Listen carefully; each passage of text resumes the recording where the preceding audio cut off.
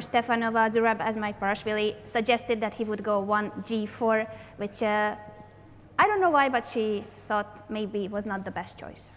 Yeah, the games are beginning. We're going to focus, because it's hard to keep track of all the games in Blitz, on the encounter between the leader Magnus Carlsen and Levon Aronian, the world's #4 player, former World Blitz champion. So let's zoom in on that and enjoy another Giuoco piano. His opening is becoming more and more fashionable. Magnus won a very, very nice game, masterpiece, against Vichy Anand in his yesterday. Yesterday he won all his games. That is really impressive because the first day of Rapid here in Leuven did not go well for him.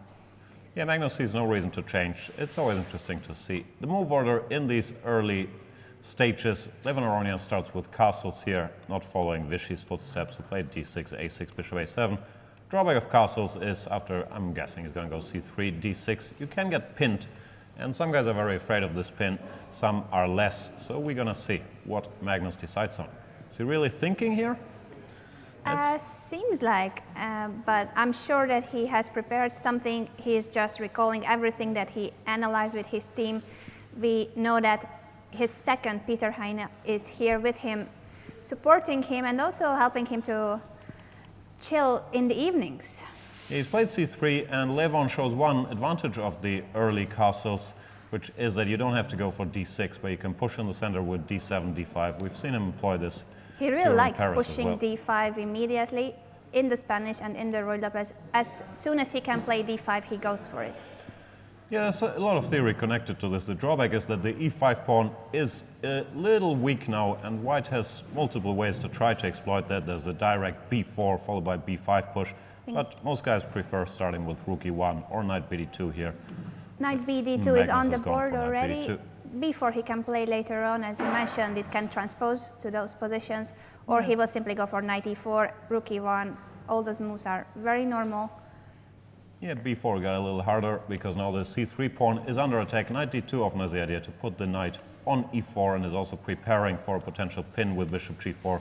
Then we might still see bishop g4, say h3, bishop h5, rook e1. Knight to b6 is one of the theoretical lines here. We'll see what they do. Bishop d6 that he has played? Yeah, after knight b6, he started with knight b6, forcing the situation in the center. Carlsen goes bishop b5. He can't go to b3 because d3 is on priest. Bishop b5 threatens to take and take. Therefore, he goes bishop d6. It's also the theory. Levon has played this position even, I believe, even against Magnus himself in Paris, where Magnus managed to build up a bit of an advantage, and probably Aronian has an improvement ready. Now they reach the position I mentioned. The pin h3, bishop h5 on the board. Is it a position where you would ever go g4, or there's no such case? No, I would not go it's too now, weakening unless it wins material. They normally go knight to e4. And knight g3 too, in case you want to get rid of the pin. Yeah, and so the theoretical debates start around here. You can think about f5, queen d7, f6. Many different things have been tried. And yeah, when I started this line, I thought black was doing all right, but you have to be extremely precise, and Levon seems to prefer these lines to this slower play with d6, because here it's more about piece play, not so much about maneuvering and pawn structures, which is a big strength of Magnus Carlsen. Magnus is thinking, which is surprising, because he chose this line, and I'm sure that he expected d5 early. Maybe no one told him that today is Blitz, not Rapid, because what he's doing, he's down to 2 minutes 35 seconds in a theoretical position, is not something you're really supposed to do in Blitz. They played the exact same line earlier, so he's thinking about where the deviation is going to come from Levon and how he's going to react. But still, a bit irresponsible clock management. And there is a novelty, I believe, the move rook to e8.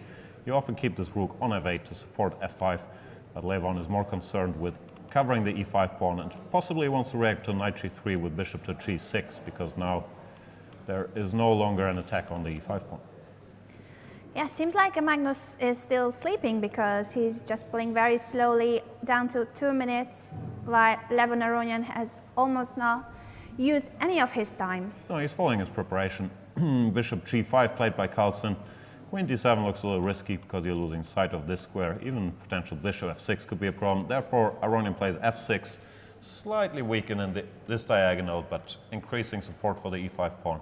Or a logical choice, and Carlsen, having provoked f6, is happy to drop back to e3.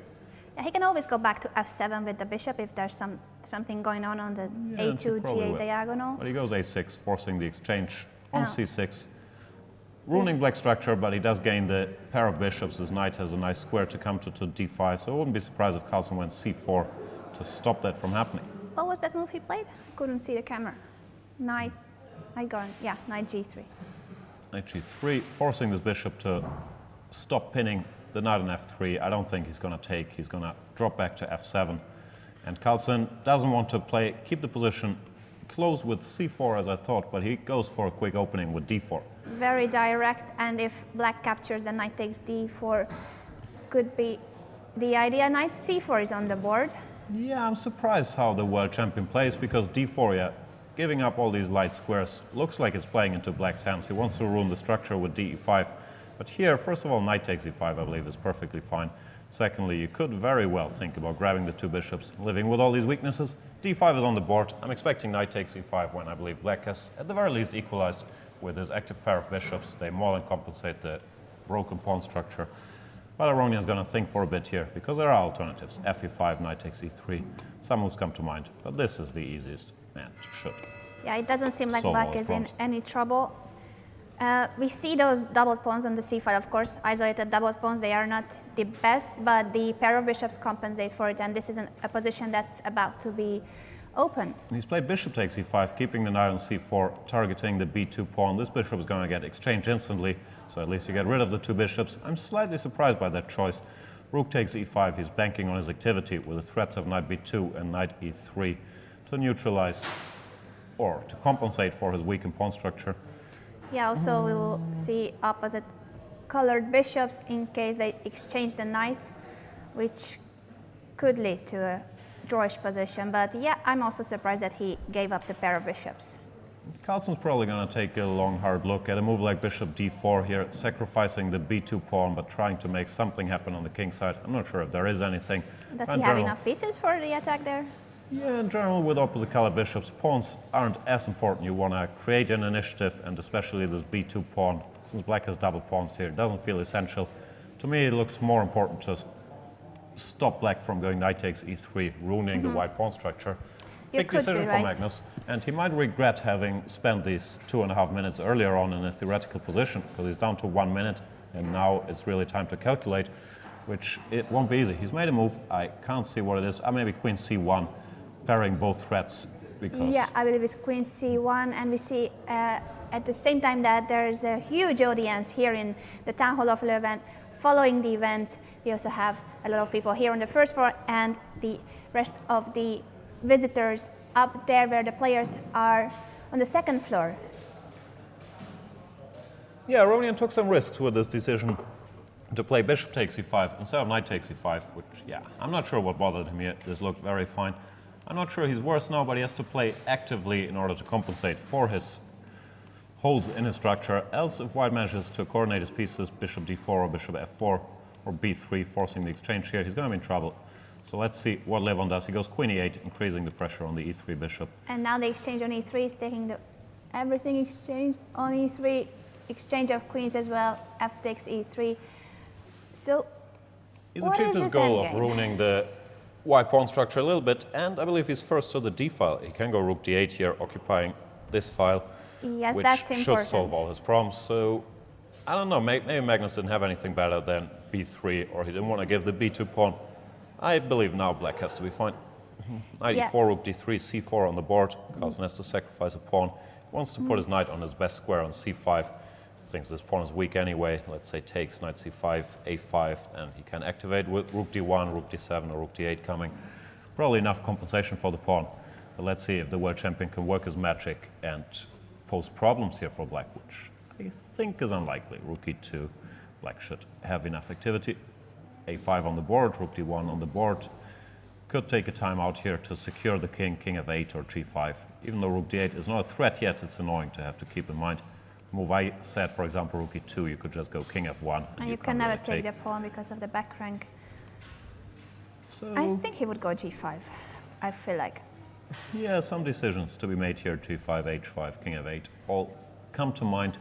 Looks like Carlsen does have enough play, at the very least, for his pawn. He's also put his pawns on light squares, as you read in textbooks, to cripple the black bishop, which finds it very hard to play a useful role in this endgame. And if the clock here is correct, Levon Aronian has caught up and is now behind. He's been thinking a lot about this position, down to... Bishop g6 he played instead of moving the king, or g5, so it doesn't care. Well, he can go to f7 after bishop g6, of course, with the king, so there's no back rank problem anymore. Yeah, he's decided number one priority is to activate this bishop if white penetrates with the rook, wherever. Check, king f7, rook c8. He can still defend with rook e7, and then he's going to have counterplay with bishop b1, chipping away at the white pawn structure. Knight b7 going Knight for b7, the what kind pawn, of move is but that's protected already. Maybe he wants, what does he want? King f2, yeah, Magnus didn't want to allow any rook e2 shenanigans, force the rook backwards, but the rook can Knight kick b7. this knight off its square. Maybe he wants to go rook d8, rook a8, isn't that too slow? Yeah, most likely he's going after the a5 pawn.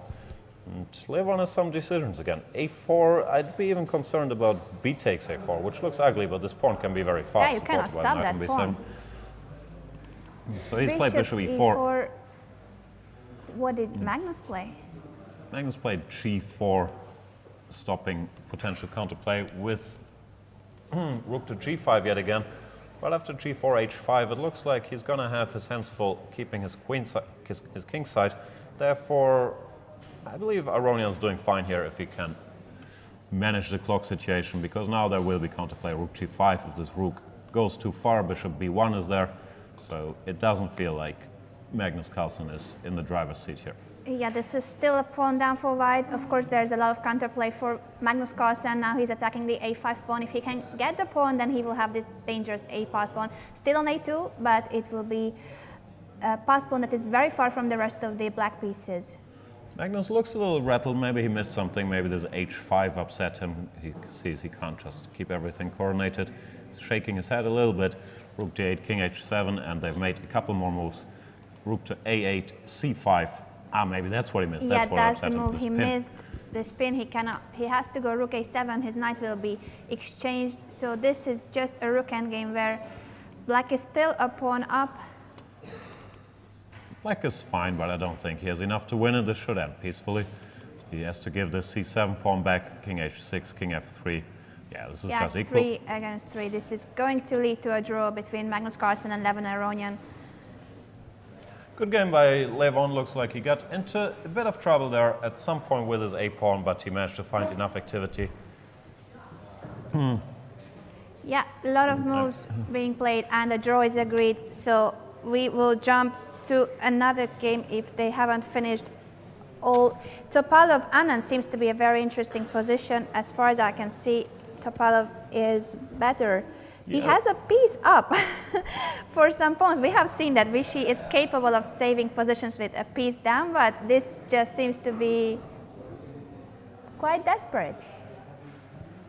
Okay, there's only one pawn on the board. How was the corner? No, the corner is fine. So this is just, well, still some technical difficulties. Maybe it's more than technical difficulties? I'm not sure, but it looks like a draw to me. King g3, it's going to be very hard to keep the h-pawn. As soon as black can capture the h-pawn, this is clever. This might be a Zugzwang. Yeah, he doesn't.